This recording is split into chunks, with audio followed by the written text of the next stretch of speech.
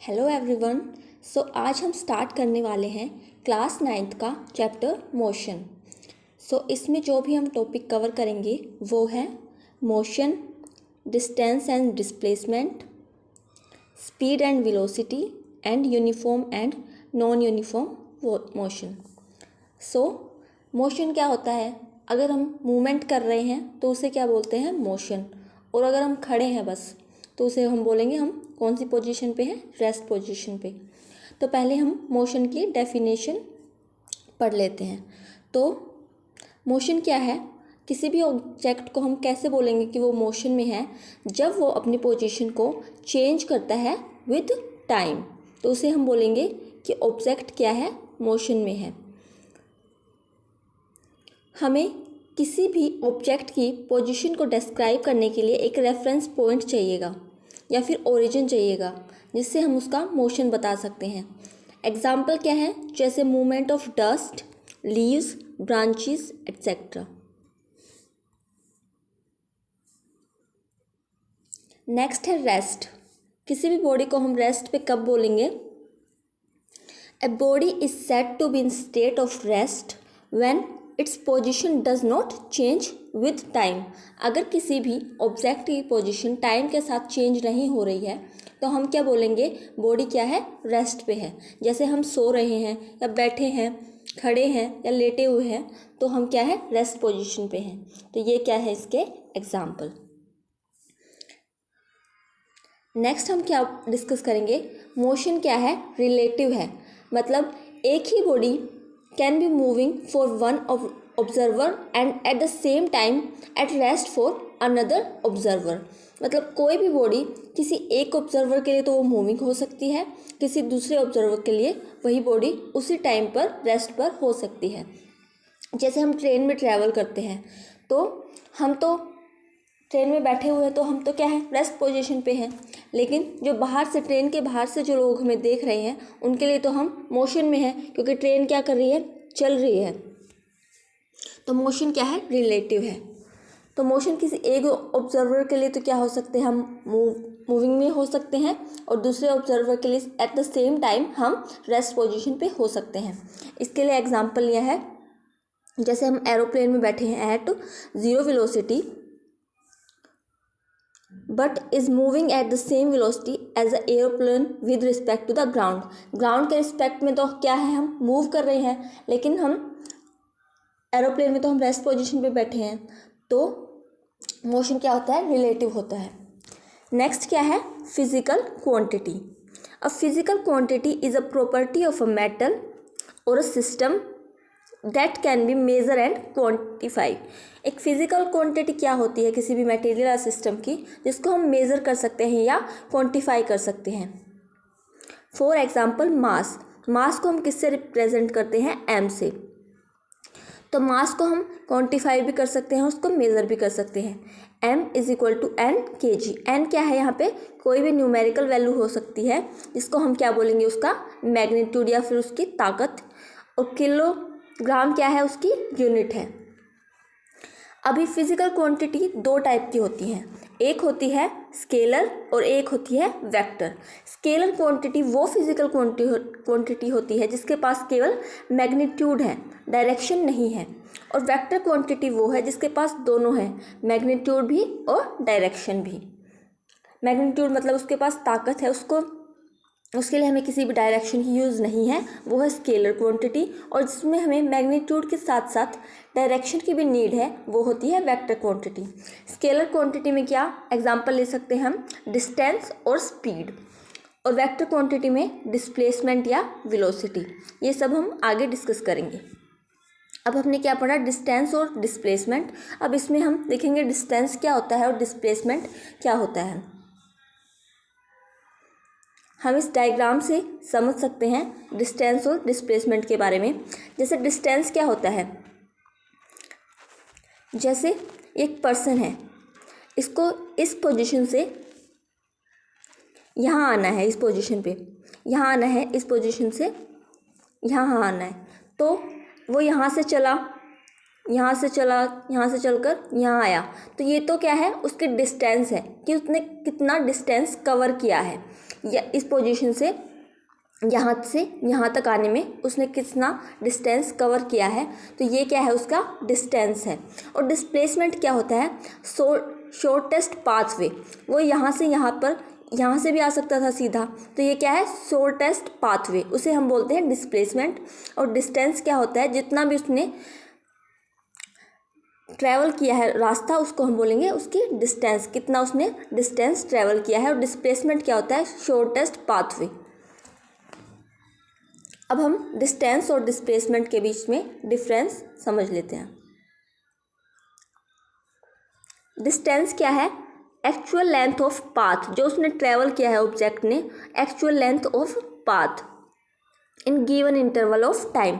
Displacement क्या है, shortest distance जो कवर किया है। हम डिस्प्लेसमेंट को कैसे भी निकाल सकते हैं, final position minus initial position. Distance को हम डी से डिनोट करते हैं और डिस्प्लेसमेंट को हम स्मॉल एस से डिनोट करते हैं। तो डिस्प्लेसमेंट को हम ऐसे भी निकाल सकते हैं, final position minus initial position. Distance travel by the particle in a given interval of time is always positive. जो डिस्टेंस ट्रेवल करते हैं वो हमेशा क्या होता है, पॉजिटिव होता है। लेकिन जो डिस्प्लेसमेंट है वो पॉजिटिव भी हो सकता है, नेगेटिव भी हो सकता है और ज़ीरो भी हो सकता है। जो distance travel by the particle depend upon the path, जो किसी भी पार्टिकल ने डिस्टेंस ट्रेवल किया है वो किस पे डिपेंड करेगा, पाथ पे, कि उसने कितना रास्ता कवर किया है। From the particle is going from initial position से फाइनल पोजीशन तक पहुंचने के लिए उसने जितना डिस्टेंस कवर किया है उसको हम बोलेंगे उसका डिस्टेंस। और डिस्प्लेसमेंट क्या होता है,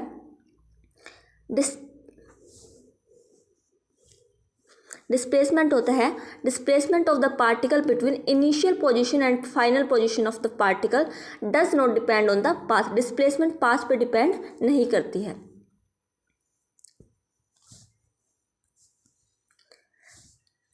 डिस्प्लेसमेंट क्या है, एक वेक्टर क्वांटिटी है, और डिस्टेंस क्या है, एक स्केलर क्वांटिटी है।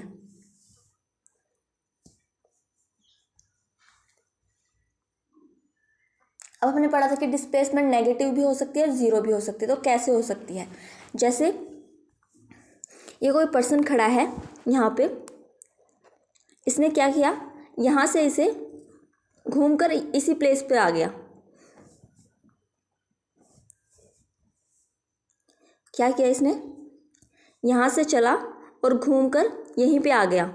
तो क्या हुआ, उसकी कैसे बताया था, डिस्प्लेसमेंट कैसे निकाल सकते हैं, final position minus initial position. तो फाइनल भी उसकी यही हो गई ज़ीरो और इनिशियल भी ज़ीरो हो गई, तो क्या हो गया, ज़ीरो में हो सकती है डिस्प्लेसमेंट।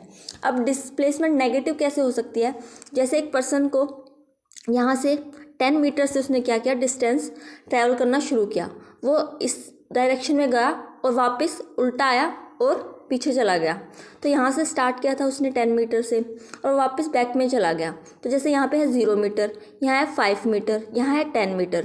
तो क्या बताया था, डिस्प्लेसमेंट फाइनल माइनस इनिशियल। तो फाइनल पोजीशन उसकी क्या है, 5 मीटर और इनिशियल 10। तो 5 में से जब 10 माइनस करेंगे तो आंसर क्या आएगा, -5 आएगा। तो डिस्प्लेसमेंट क्या हो सकती है, नेगेटिव भी हो सकती है। आगे क्या है, डिस्प्लेसमेंट का फॉर्मूला लिखा हुआ है। डिस्प्लेसमेंट कैसे निकाल सकते हैं हम, final distance minus initial distance. Next क्या है, एक न्यूमेरिकल दे रखा है, इसमें क्या है, हमने एक लाइन ड्रॉ कर रखी है, उस पर कुछ पॉइंट लिख रखे हैं OABC और उस पर नंबर लिख रखे हैं 0, 5, 10, ऐसे उस पर नंबर लिख रखे हैं। तो एक ऑब्जेक्ट था जिसने चलना स्टार्ट किया, O से स्टार्ट किया उसने चलना, और कहाँ तक गया, वो A पोजीशन तक गया और वापस आया C तक। तो उसने डिस्टेंस कितना कवर किया, 0 से 60 तक, और प्लस वो वापस कितना आया है, 5, 5, 5, ऐसे ऐड करके 35 बनेगा। तो 60 + 35, तो उसने डिस्टेंस कितना कवर किया है, 95।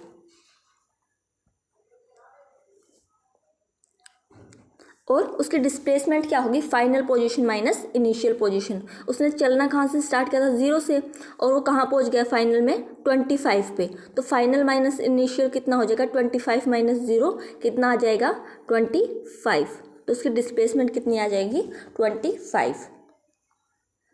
नेक्स्ट आगे एक और न्यूमेरिकल है, उसमें भी हमें डिस्प्लेसमेंट और डिस्टेंस बतानी है।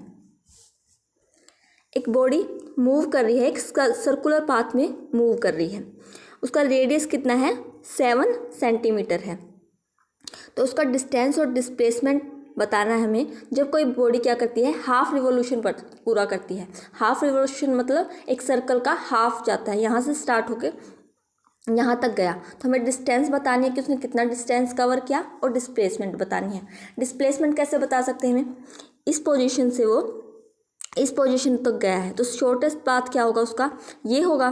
तो 7 उसकी रेडियस थी, और ये 7 कितना हो जाएगा, 14। तो डिस्प्लेसमेंट उसकी कितनी आ जाएगी, 14। और डिस्टेंस कैसे निकाल सकते हैं हम, उसने हाफ कवर किया है, सर्कल का हाफ। तो आपको पता है हम सर्कल की पूरी सर्कमफ्रेंस कितनी होती है, 2πr, लेकिन उसने तो हाफ ही कवर किया है, तो 2πr को हम क्या कर देंगे, 2 से डिवाइड कर देंगे। तो कितना आ जाएगा, 2 से 2 कट जाएगा, और क्या आ जाएगा, πr। पाई की वैल्यू पुट कर देंगे हम, कितनी होती है, 22/7, और रेडियस कितना लिया था हमने, 7। तो 22/7 मल्टीप्लाई 7 कर देंगे, तो हमारा आंसर कितना आ जाएगा, 22। नेक्स्ट क्या है, एक और क्वेश्चन है, can an object have zero displacement. तो हमने पढ़ा था कि हाँ, किसी भी ऑब्जेक्ट की डिस्प्लेसमेंट 0 हो सकती है, तो इसका आंसर आ जाएगा यस।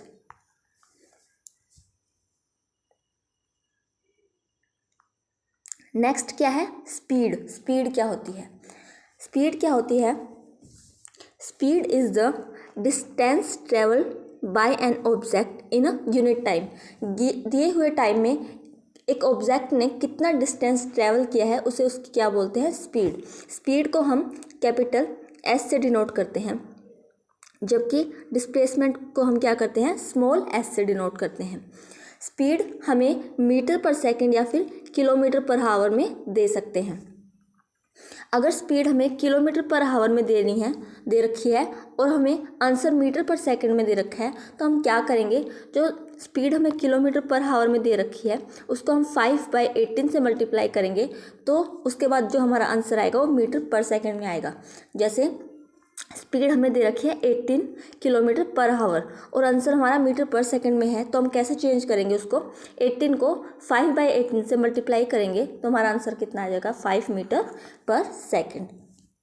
आगे स्पीड का फॉर्मूला दे रखा है, ये वाला फॉर्मूला गलत है, राइट। ये वाला फॉर्मूला है speed is equal to distance by time, कि दिए हुए टाइम में कितना डिस्टेंस ट्रेवल किया है उसे क्या बोलते हैं, स्पीड। स्पीड को S से लिखेंगे हम, डिस्टेंस को D से, और टाइम को T से। नेक्स्ट क्या है, एवरेज स्पीड। एवरेज स्पीड क्या होती है, टोटल डिस्टेंस जितना कवर किया टोटल टाइम में। जैसे पहले 10 किलोमीटर गया, उसके बाद 10 किलोमीटर गया, उसके बाद 40 किलोमीटर गया, और इस टाइम में हमें कितना टाइम लग गया, यहाँ तक जाने में हमें 5 आवर लग गए। तो टोटल डिस्टेंस कितना किया, कवर किया, 10 + 40 कितना हो गया, 60, और टाइम कितना लगा उसमें, 5 आवर। जैसे लिख देंगे हम 60 / 5, तो हमारा आंसर क्या, 60 / 5, तो हमारा आंसर कितना आ जाएगा, 12 किलोमीटर। ऐसे निकाल सकते हैं हम एवरेज स्पीड को।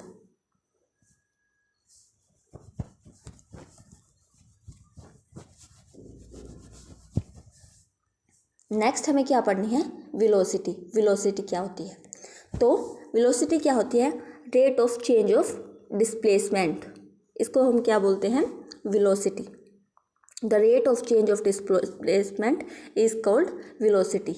वेलोसिटी क्या होती है, स्पीड से अलग होती है। स्पीड में हमने क्या लिया था, डिस्टेंस बाय टाइम, तो वेलोसिटी में हम क्या ले रहे हैं, डिस्प्लेसमेंट बाय टाइम, कि दिए हुए टाइम में rate of change of displacement क्या आ रहा है उसे हम बोलते हैं वेलोसिटी। वेलोसिटी को हम v से डिनोट करते हैं, और डिस्प्लेसमेंट को स्मॉल s से, और डिवाइड बाय t। तो ये इसका क्या है, फॉर्मूला है वेलोसिटी का।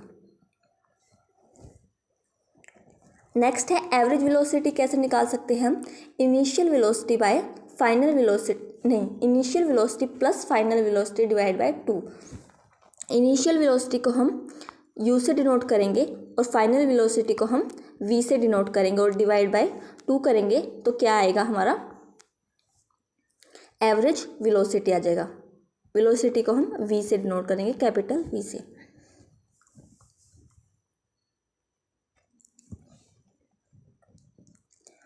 और अगर हमारी स्पीड की डायरेक्शन चेंज होगी तो वेलोसिटी में भी क्या चेंज आएगा। जैसे हम एक सर्कल में क्या कर रहे हैं, हम एक सर्कल में डिस्टेंस ट्रैवल कर रहे हैं तो हमारी स्पीड क्या है, 20 मीटर पर सेकंड है। तो क्या करेंगे, क्या हो रहा है, हमारी डायरेक्शन चेंज हो रही है, स्पीड की हर पॉइंट पे चेंज हो रही है तो क्या होगी, हमारी वेलोसिटी भी चेंज होगी। लेकिन अगर हमारी डायरेक्शन सेम है, जैसे हम एक ही डायरेक्शन में जा रहे हैं, ऐसे जा रहे हैं, तो हमारी स्पीड और वेलोसिटी क्या रहेगी, सेम रहेगी। और अगर डायरेक्शन चेंज होगी, जैसे सर्कल में क्या हो रही है, हमारी डायरेक्शन चेंज हो रही है, पहले ऐसे है, फिर ऐसे है, फिर ऐसे है, तो हमारी वेलोसिटी भी क्या होगी, चेंज होगी। तो ये पॉइंट आपको याद रखना है, अगर स्पीड की डायरेक्शन चेंज होगी तो हमारी वेलोसिटी भी चेंज होगी। लेकिन अगर हमारी डायरेक्शन सेम है तो हमारी वेलोसिटी भी क्या रहेगी, सेम रहेगी। नेक्स्ट क्या है, difference between velocity and speed. अभी हमें स्पीड और वेलोसिटी में क्या पढ़ना है, डिफरेंस पढ़ना है। तो स्पीड क्या बताई थी, डिस्टेंस कितना कवर किया है एक ऑब्जेक्ट ने in a particular interval of a time. और वेलोसिटी क्या थी, rate of change of displacement या फिर change their position in a particular direction. Speed क्या बताई थी, स्केलर क्वांटिटी। स्केलर क्वांटिटी क्या थी, जिसके पास केवल मैग्नीट्यूड था। और वेलोसिटी क्या है, एक वेक्टर क्वांटिटी है जिसके पास मैग्नीट्यूड भी था और डायरेक्शन भी थी। स्पीड को हम कैसे इंडिकेट कर सकते हैं कि how fast an object is moving. एक ऑब्जेक्ट कितना फास्ट मूव कर रहा है उसको हम क्या बोलेंगे, उसकी स्पीड। और वेलोसिटी को हम कैसे इंडिकेट करेंगे, how fast the object is moving along with its position. अपनी पोजीशन के अलोंग एक ऑब्जेक्ट कितना फास्ट मूव कर रहा है उसे हम बोलेंगे उसकी वेलोसिटी। स्पीड ज़ीरो और नेगेटिव कभी नहीं हो सकती, लेकिन वेलोसिटी ज़ीरो भी हो सकती है, नेगेटिव भी हो सकती है और पॉजिटिव भी हो सकती है। ये क्या है, स्पीड का फॉर्मूला है डिस्टेंस डिवाइड बाय टाइम। और ये वेलोसिटी का फॉर्मूला क्या है, डिस्प्लेसमेंट बाय टाइम। आगे क्या है, एक न्यूमेरिकल है। जैसे एक कार ट्रैवल करती है 200 kilometre from Delhi to Ambala toward north side in 5 hours. 5 hours में एक कार क्या करती है, डिस्टेंस ट्रैवल करती है, उसकी स्पीड 200 किलोमीटर का डिस्टेंस ट्रैवल करती है और नॉर्थ डायरेक्शन में जाती है। तो आप जानते हैं, आपको मैं बता देती हूँ नॉर्थ डायरेक्शन साउथ कौन सी होती है। तो ये क्या है, ऊपर वाली क्या होती है, नॉर्थ डायरेक्शन, नीचे साउथ, ये ईस्ट होती है और ये वाली वेस्ट होती है। तो एक कार ने ट्रैवल किया नॉर्थ डायरेक्शन में, तो उसकी स्पीड, उसकी डायरेक्शन क्या हुई, चेंज नहीं हुई, तो उसकी वेलोसिटी भी क्या चेंज नहीं होगी। तो हम स्पीड निकाल लेंगे तो वेलोसिटी भी क्या रहेगी, वही रहेगी। तो हम स्पीड कैसे निकालते हैं, डिस्टेंस बाय टाइम क्या निकालते हैं हम, स्पीड। अब डिस्टेंस कितना दे रखा है 200 और टाइम कितना दे रखा है 5 आवर्स, तो डिवाइड कर देंगे तो हमारी निकल आएगी स्पीड कितनी निकलेगी 40 किलोमीटर पर आवर। और यही हमारी क्या रहेगी, वेलोसिटी रहेगी, क्योंकि डायरेक्शन चेंज नहीं हुई है। नेक्स्ट एक और न्यूमेरिकल दे रखा है, फॉर हाफ टाइम के लिए एक बॉडी ट्रैवल करती है 50 किलोमीटर पर आवर की स्पीड से, और आधे टाइम के लिए वो अपनी स्पीड कितनी रखती है 20 किलोमीटर पर आवर। तो जैसे ये डिस्टेंस है, क्या है, डिस्टेंस है, जैसे ये एक शुरू के हाफ टाइम के लिए तो उसकी स्पीड रहती है 50 और आगे के टाइम के लिए रहती है उसकी 20। तो टाइम, जैसे पूरा टाइम हमने टी लिया है, तो आधे टाइम के लिए टाइम क्या रहेगा, t/2 रहेगा। तो अब हमें स्पीड निकालनी है, स्पीड के लिए हमें डिस्टेंस भी चाहिए होगा, टाइम भी चाहिए होगा, दोनों ही हमारे पास नहीं है। तो हम क्या करेंगे, आधे टाइम को t/2 मान लेंगे और कंप्लीट टाइम को हम मानेंगे t। तो जैसे ये फॉर्मूला होता है स्पीड का डिस्टेंस बाय टाइम, तो इससे हम क्या निकाल सकते हैं, डिस्टेंस निकाल सकते हैं स्पीड इनटू टाइम। तो पहले हम डिस्टेंस 1 निकालेंगे क्योंकि हाफ टाइम था, हाफ टाइम के लिए ट्रैवल किया था दूसरी स्पीड से और हाफ टाइम के लिए ट्रैवल किया था 20 किलोमीटर की स्पीड से। तो पहले डिस्टेंस 1 निकालेंगे हम। तो स्पीड कितनी थी डिस्टेंस 1 के लिए 50 किलोमीटर पर आवर और टाइम कितना लिया है t/2। तो इससे डिस्टेंस 1 निकल आएगा 25t। ऐसे हम डिस्टेंस 2 निकालेंगे जिसमें स्पीड कितनी थी 20 किलोमीटर पर आवर और टाइम कितना था t/2। तो इससे डिस्टेंस 2 क्या निकल आएगी 10t। अब हम क्या निकालेंगे अपनी एवरेज स्पीड निकालेंगे डिस्टेंस बाय टाइम। डिस्टेंस हमारा टोटल डिस्टेंस कितना हो गया 25t और 10t कितना हो गया 35t और टाइम कितना लिया था हमने कंप्लीट t। तो t से 35t को डिवाइड करेंगे तो t से t कैंसिल हो जाएगा और हमारी स्पीड कितनी निकल आएगी average speed 35 kilometre per hour.